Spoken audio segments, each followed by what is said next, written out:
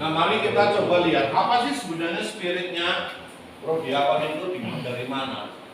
Jadi semangat prodiakon paroki itu bisa dikenali dari istilah prodiakon, yaitu umat awam yang ditugaskan oleh uskup untuk bantu menerimakan tubuh Tuhan, komuni, dalam meraih Ekaristi, memimpin ibadat sabda, mengirim sakramen Ekaristi bagi mereka yang sakit, lansia, atau yang dalam lembaga pemasyarakatan.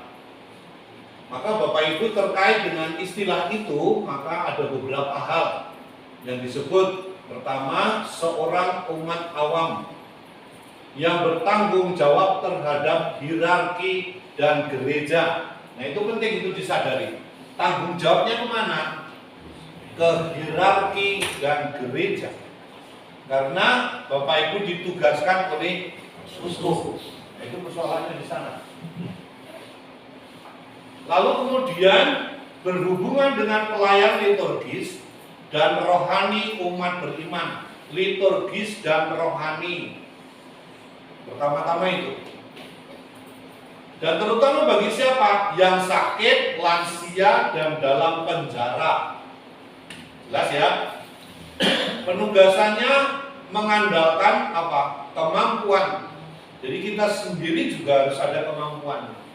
Ada keterampilannya, ada wawasannya, itu ada di situ. Tapi juga yang belakang itu penting juga. Kelayakan. Layak.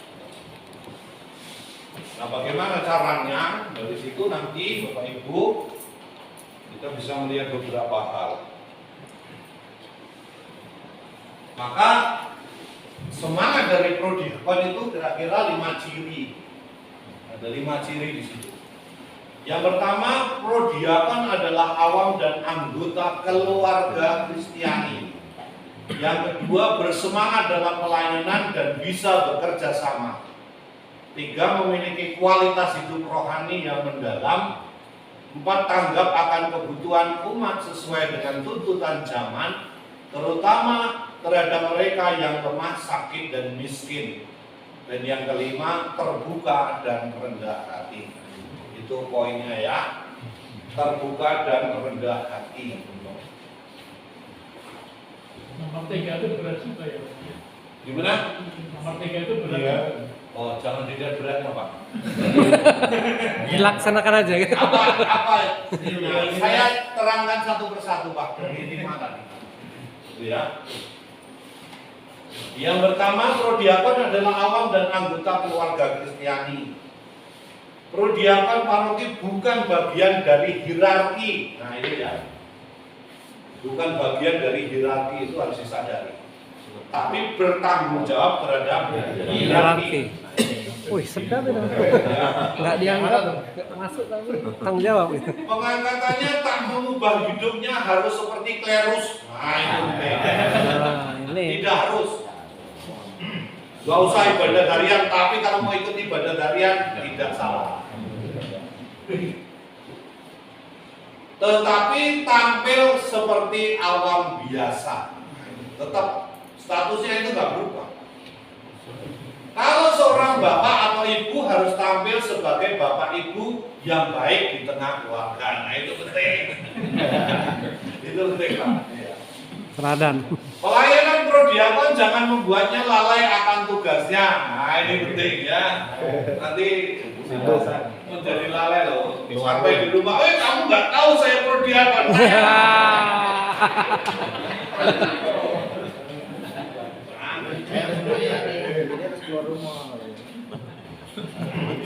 Saya ngaji di paroki yang pernah saya tempati. Jadi bapak itu mimpin ibadat.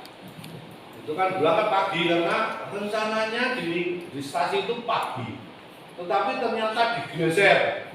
Jadi digeser menjadi siang. Nah bapak itu kan mau kembali ke rumahnya jauh. Terus ya sudahlah pokoknya siang. Akibatnya apa? Akibatnya sampai rumah sampai sore. Sampai sore. Dan ketika dia sampai rumah sore belum makan kan, buka tutup saji. Apa isinya? Sama istrinya dikasih kitab suci.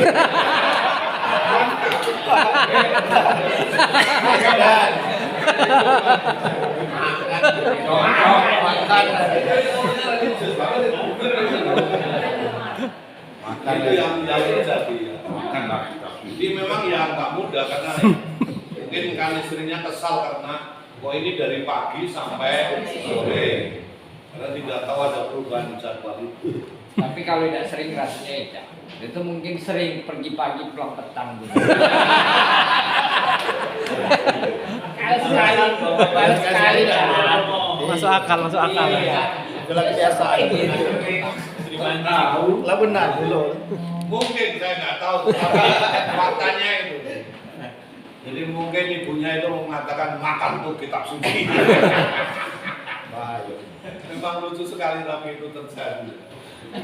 Jadi Bapak Ibu jangan sampai lupa ya bahwa punya keluarga yang harus dihidupi. Itu. Tetapi, nah ini juga harus ingat pelayanannya jangan dianggap sebagai sambilan. Itu penting. Ini yang berat ini. Nggak boleh sambilan. Jadi meskipun itu jangan melalaikan keluarga, tapi jangan dianggap sebagai sambilan. Karena kalau sambilan itu kan berarti kan hanya apa adanya, enggak dipersiapkan lah. Pokoknya ya tampil-tampil saja sekenanya, ya bukan itu. Bukan itu. Nah mungkin yang berat itu ya bagian berat bahwa ini idealnya keluarga pro diakon jangan menjadi batu sandungan dalam lingkungan dan masyarakat, itu ideal. Contohnya mau? Ada lah. Jadi kalau misalnya udah keluarga pro diakon, sebelahnya tetangganya Katolik ribut, bisa aja begitu. Gawat. Tidak baik. Itu yang pertama. Lalu yang kedua, nah ini bersemangat dalam pelayanan dan bisa kerjasama, ini penting. Gitu. Prodiakon adalah tugas eklesial diangkat oleh uskup sehingga mesti memiliki semangat melayani dan bisa bekerja sama dengan hierarki gereja, terutama pastor parokinya. Jangan sampai malah nanti prodiakon perang sama pastor paroki. Malah repot pastor parokinya gitu. Dia tugasnya adalah membantu hierarki sehingga hierarki itu bisa melayani dengan baik.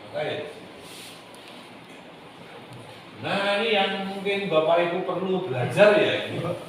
Prodiakon mesti mengenal visi misi pelayanan paroki dan keuskupannya. Sudah apa visi misi keuskupan? Belum.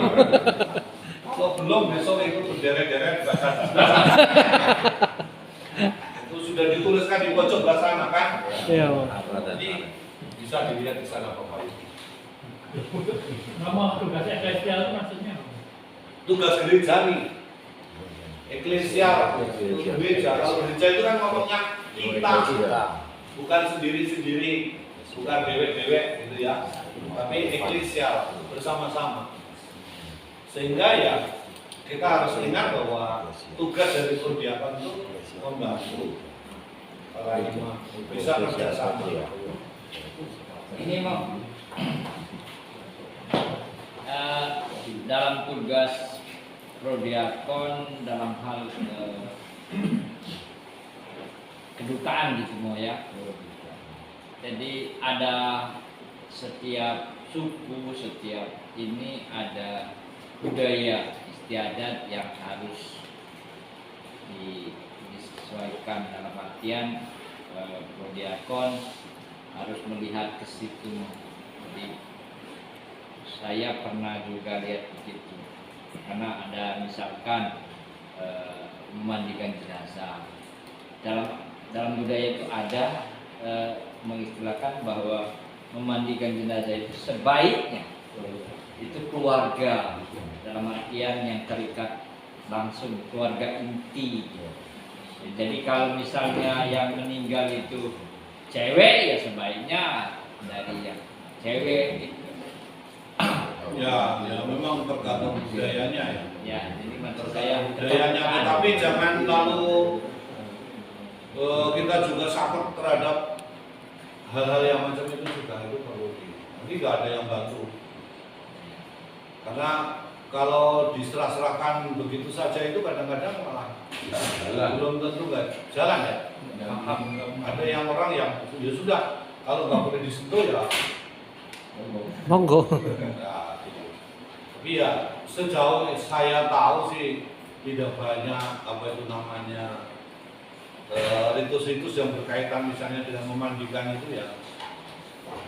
Hanya kadang-kadang begini, jangan sampai nanti malah keluarganya itu tidak ikut ambil bagian, malah orang lain yang ini. Itu Iya. bukan aneh. Aneh lah mau. Aneh, makanya harus dilibatkan. Kalau orang di kalangan orang Jawa itu malah dulu harus yang keluarga itu mampu. Kan sekarang kalau sekarang kan mungkin karena orang itu kena penyakit tertentu nggak boleh dimampu lagi. Maka tempat kita itu ada tempat untuk memandikan jenazah itu kaitannya dengan sini.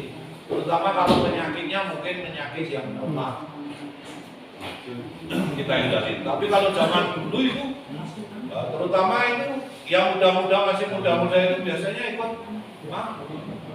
Saya berkali-kali itu ikut ambil bagian begitu karena masih ada hubungan saudara gitu. Apalagi kalau di kampung itu ya, yang masih saudara itu ya mampu lalu yang lain itu mencucikan.